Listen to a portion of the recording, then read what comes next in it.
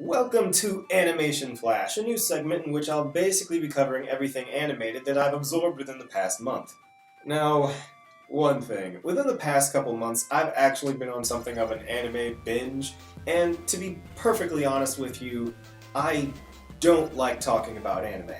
I just don't feel qualified most of the time because I'm not really versed in Eastern culture, philosophy, etc., etc.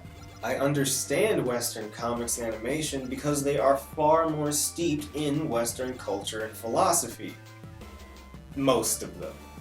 And even those that aren't have some level of westernization in them. However, Eastern culture is an entirely different animal in many ways. As such, their storytelling methods and styles do differ from ours in just as many ways. Yeah, there are some fundamental similarities, but those are because of storytelling structural rules that are more or less constant regardless of culture. Now, with that long-winded disclaimer out of the way, get ready for two more long-winded disclaimers. The first is that this inaugural episode will be kind of special. I intended to have this series out about 2 months ago, but I got incredibly busy on one hand and incredibly distracted on the other. So, for this episode alone, and possibly some in the near future, I'm going to actually extend this to include more than the general one show a week rule that you'll be seeing from this series as it goes on. As for the second disclaimer, expect me to just straight up butcher Japanese names and words, okay? If it trips me up that badly, I'll just forego saying it and let you read it on the screen. So, what have I watched these last few months? Well, with all that out of the way, let's tune in.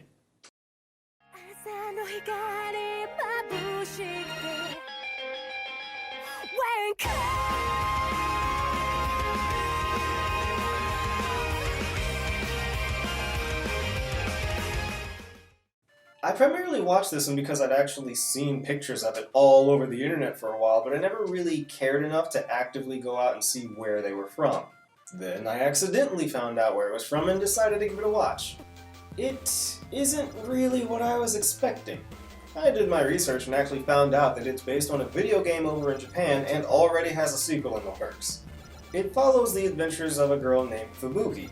I think I said that right, who is a fleet girl and wants to be the very best like no one ever was, yada yada yada. Alright, I'm not being fair. She doesn't want to be the best, she just wants to be the best she can be. Fleet girls are essentially girls who possess, however this works, the souls of naval ships, and possess powers that are connected to said ships. The ability to float on waters, the ability to equip magical gun things that are based on naval equipment and weaponry, etc. Yeah, it's weird. The series is cute and funny and all, and it's actually pretty to look at, but it does have a few issues. Now, first and foremost, it's definitely about as subtle as a battleship. Now, that's not inherently a bad thing. I mean, most of the anime I watch is not subtle at all. But most of the non-subtle anime I watch is pretty self-aware, and they don't take themselves very seriously. This anime takes itself just a smidge too seriously. It's not too bad or anything, but it can be grating at times. However, I think that what really sets the series back for me is that it's incredibly slow to start. The action sequences don't really get very involved until much later in the series, particularly right close to the end, when the tension is getting really high. Now granted, in certain ways, that's how it should be. However, I think that either the transition was too abrupt, or they transitioned it so well that it made it seem like things were just really not trucking along like they should have. The sequences toward the beginning all feel really slow. They're dire situations, yes, but it lacks a sense of urgency. In the middle, things get better, but they're only slightly better, and really it's not too much of an improvement. And then sequences later are much better, but by then, too late, the series is over. And that might have something to do with my problems with the pacing of the series as a whole. It starts out slow and accelerates gradually, and generally I don't mind this, though I do typically prefer things to have one consistent pace throughout. But again, the series is just so short, it can't take full advantage of the pace it's reached by the time it gets there. And now on to the thing that the anime community seems to loathe with a passion: filler episodes! As I just said, this is a 12-episode anime. That being said, there is one filler episode, and it's rather awkwardly dead smack in the middle of the series. I'm not generally the kind of person who minds filler episodes, specifically because I think that they are still good opportunities to tell good stories. However, there is good filler, which is few and far between, and then there is bad filler, which is generally just lazily written. This is really neither of those. It's just a filler episode. It's meant to be there. It's meant to be funny. It doesn't advance anything. It doesn't create its own side plot. It's just kind of there to be an amusement. Seriously, the episode's funny and all, but it really, left field ahoy. Now, with all the flaws out of the way, let's get into what I think this series actually does really well. I'll start off by saying that when they decide to dive deep, they dive relatively deep.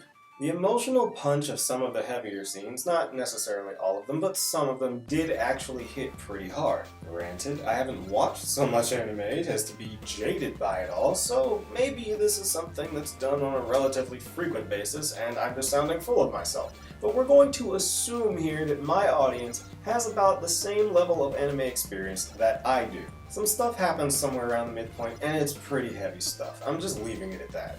But here's the show's strongest point, at least for me. It's actually pretty funny and surprisingly clever, especially with how they integrate the whole fleet thing. Seriously, the high concept, girls with the power of naval ships. It's interesting. With all that being said, this is a combination slice of life, school, and military action anime, so if that's not your thing, don't bother with it. If you aren't interested by episode 2 or 3, then you're probably not going to get there with it. I'm going to give this one a C+. If the sequel series alleviates the problems I had with this one, then that grade will probably bump up to a B. Because again, the pacing problem is my main issue with this series.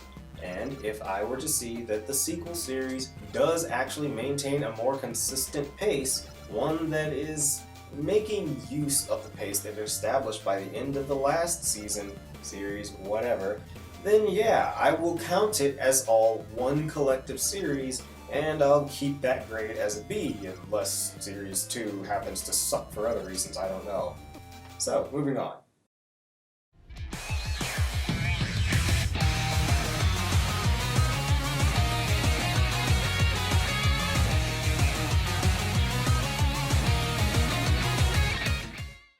This one was more polarizing for me. It was recommended to me because I'm currently working on writing a sort of an action parody of the harem genre that you see a lot in anime.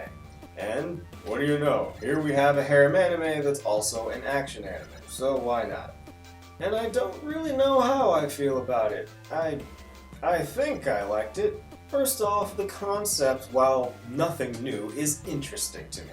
People in this universe possess the ability to harness their soul, or, well, sort of their souls, into weapons. It's a concept that's fairly common in anime, right? Yeah.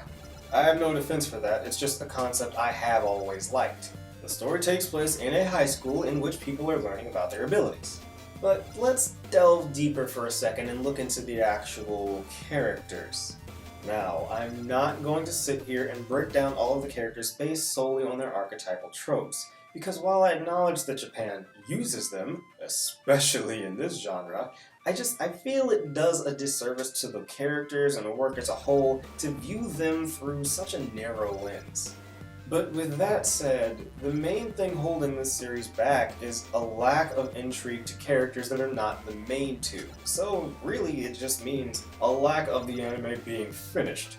Which might be obvious to viewers other than myself, but my point is that we don't really know anything about any characters other than the main two. So when characters do something, the best we have to go on is that they're acting that way because their tropes are telling them to act that way. Yeah, in some cases it is vaguely implied why certain characters are doing what they're doing, but it's not enough. Two of the characters in particular, Miyabi and Tomoe, are, well, they're very disappointing in that regard because they are really important to the plot within about the second half of this anime. But we don't know much about them. I get that they're acting that way because of their tropes. There's nothing wrong with their tropes. My problem is that we don't know why they are those tropes. What led them to being this way? How did they get like that? They answer some of these questions vaguely with one-off lines, but again, it's not enough. And again, it's only that much more disappointing because we understand the two leads perfectly. And yes, I know, the manga probably already delves into these things, but here's the thing. I have not read the manga. I probably never will read the manga. This anime is my only exposure to the series. All I have to go on here is the anime. And based on the anime, there are just some holes there with the characters. Now, the anime will inevitably get another season because this thing was really popular. Or maybe that's not how it works in Japan. Don't know, don't care about the business. My point is that if they actually delve deeper into these problems with a sequel series, then I'll be able to look back on this series with a newfound appreciation for the actions that the characters took in it. On from there though, this series does do a few things quite well. In fact, splendidly. The aesthetic, for example, the fight scenes and all of that, it's really, really visually striking. And as it should be, manga is generally meant to be a very visual medium, as is anime. It's just how it goes. The dialogue, awkward though it can be at times, harem anime and all, is actually usually pretty funny or pretty okay. Nothing really offensive to me. There are the occasional lines of stupidity, but they're few and far between, far enough anyway that I can ignore them. And the characters are pretty likable, or at the very least entertaining. And the dynamics between characters, particularly duos, are actually pretty cool. Well, most of the duos. The story also does a pretty decent job of getting me invested in the stories of the two lead characters. Now, again, it's nothing groundbreaking or revolutionary, but I feel it was executed decently enough where it felt like it was giving me something at least a little fresh. I'd say if you aren't latched by episode 2, then you should maybe just move on. Folks, I'm thinking Absolute Duo deserves a B-.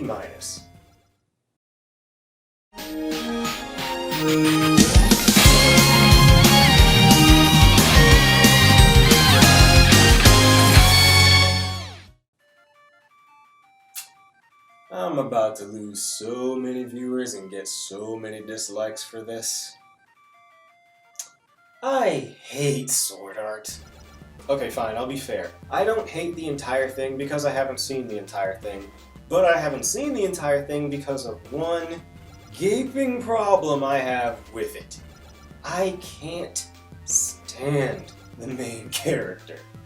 To me, Kirito just comes across as just a whiny little snot with a guilt complex that Spider-Man would be telling him he needs to do something about.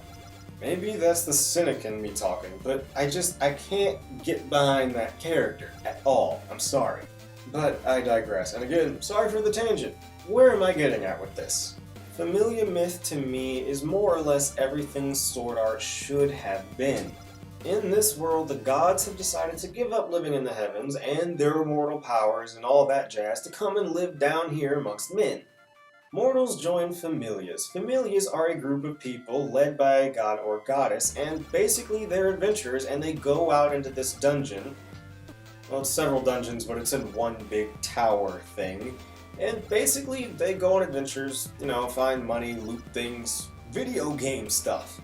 And wouldn't you know it, the series is loaded with video game parallels and references and terminology and all this stuff that makes it feel very MMO-like. Like what Sword Art was going for.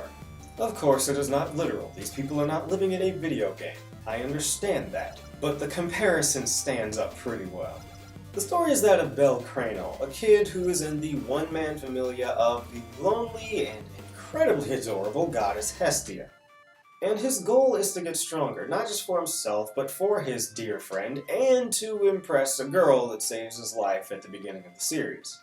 Now, one of the subgenres this series boasts is the harem genre, but the thing is that it rips so hard on most of the tropes and conventions of that genre that it is hilarious. It doesn't rip so much on the tropes of the girls, just the tropes of the genre itself. The girls are still more or less really trope-tastic, bar maybe 2 of them. But I'll forgive them for that a little because there are a lot of girls in this one. So what else did they get right? The one and only point I am ever willing to give Sword Art 100% of the time is that it is beautiful. This is no different. I mean, this thing is gorgeous. And not only is it a visual delight, but the action sequences escalate perfectly. They go from being dire enough to completely epic spectacles. And I still don't feel like they've tapped into everything they could possibly do, which is why I'm waiting on a sequel series to this. And there's something about the lighting of the series, it's also something that Sword Art does, but the lighting of the series makes it look very crisp and dynamic.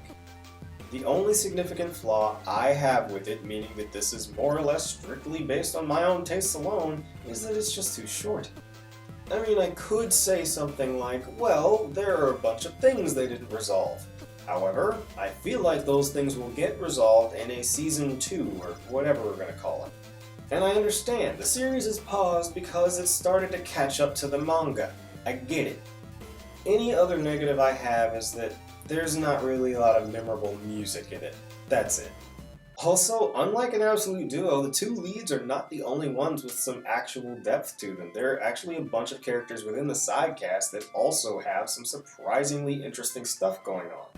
I'm looking forward to seeing more, guys. I was hooked around episode 1, but I think that if you're not hooked by episode 3, there's nothing the series can possibly do to hook you further. So that's what I'm going to leave it at, and I think I'm going to give Familia Myth an A.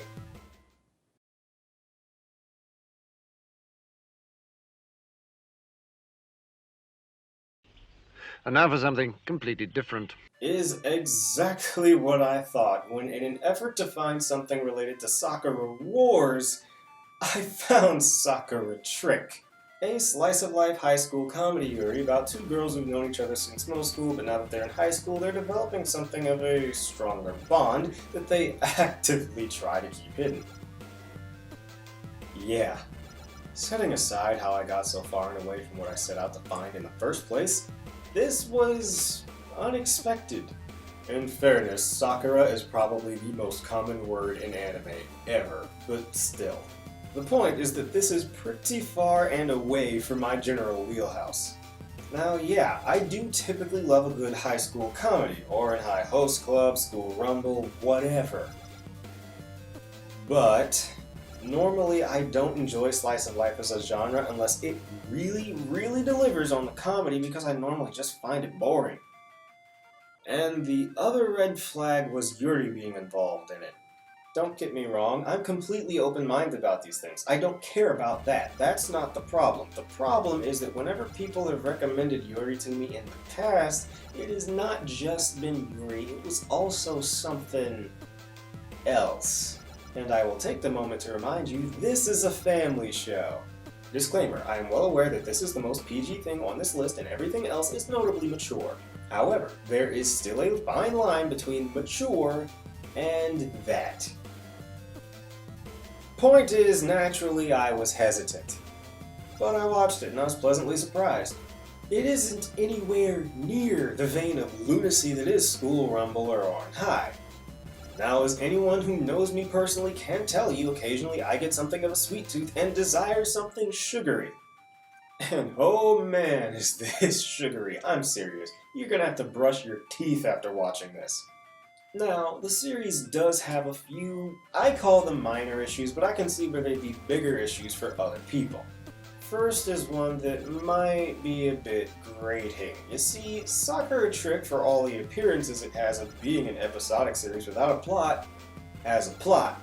The problem is that that plot doesn't really get introduced until the 3rd episode. And in fact, it's not even fully introduced there, it's set up. And fully introduced in the 4th episode. Mind you, this is a 12-episode series. And since this anime is so short, it does mean it's taking its sweet time to get started. Also, as much as I love cute stuff from time to time, even I have my limits. There are at least 2 times where the cuteness in this thing just hits critical mass.